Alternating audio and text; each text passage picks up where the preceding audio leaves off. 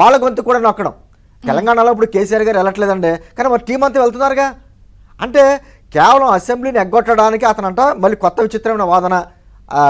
అతను తాడేపల్లి ప్యాలెస్లో కూర్చుని ప్రెస్ మీట్ పెట్టి అడిగితేనంట ఆ ప్రశ్నలకి అసెంబ్లీలో అధికార పక్షం సమాధానాలు చెప్పాలంట. దానికి దీనికి పోలికేంటి? అంతే కదా.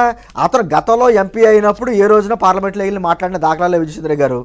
ముఖ్యమంత్రి అయిన తర్వాత సెక్రటేరియట్కి వెళ్ళి మాట్లాడిన దాఖలాలు ఎప్పుడూ లేవు.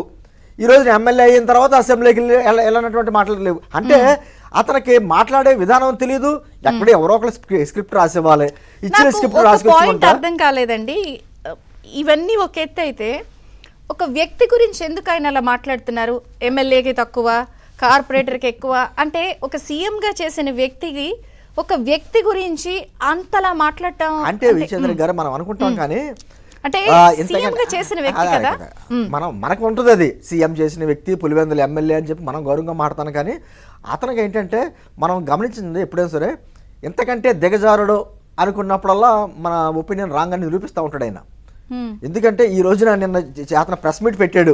ప్రెస్ మీట్ పెట్టి ఒక ఐటెంగా మారాడు రాష్ట్రం మొత్తానికి. ఇప్పుడు మీమ్స్లో బ్రహ్మానందం గారికి ఎలా ఉంటుందో ఒక టాప్ మీమ్స్ అంటే బ్రహ్మానందం గారి ప్రెస్ మీట్ అంటేనే జగన్మోహన్ రెడ్డి. ఇలా ట్రోల్స్లో ఎన్ని రకాలుగా ఎవరు ఎక్కువ ఎవరు తక్కువ అని మాట్లాడుతున్నాడంటే నిజంగా తన కళ్ళల్లో భయం కనపడుతుందండి. అంటే మనం మాట్లాడతాం అతను చంచలగూడ జైలుకి ఎక్కువ, తిహార్ జైలుకి తక్కువ, అతను వచ్చిన సీట్లు 1/2 డజన్కి ఎక్కువ, డజన్కి తక్కువ.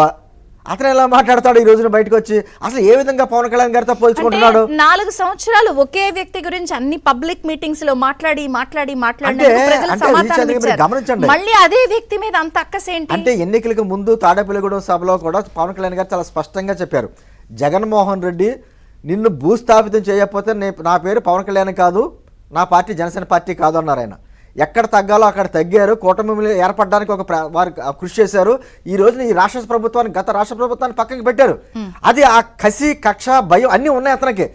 మరోసారి కూటమి ప్రభుత్వంలో చిలికి తేవాలని అన్ని రకాలుగా ప్రయత్నాలు చేశారు, కానీ కుదరట్లా. నేనేమంటానంటే పవన్ కళ్యాణ్ గారితో పోల్చుకుంటానికి నువ్వు ఎక్కడ సరిపోతావు? ఎక్కడైనా నువ్వు నీ జేబులోంచి ₹1 ఇచ్చి ప్రజలకు ఎప్పుడైనా ఇచ్చావా? భారతదేశంలోనే ధనిక ముఖ్యమంత్రిగా నువ్వు చేసావు. ఈ రోజున పవన్ కళ్యాణ్ గారు ఏ క్యాలమిటీస్, ఏదైనా ప్రకృతి విపత్తు జరిగినా ఏది జరిగినా కూడా తన సొంత రూపాయలు తీసుకొచ్చి ఆయన ఇస్తున్నాడు కదా.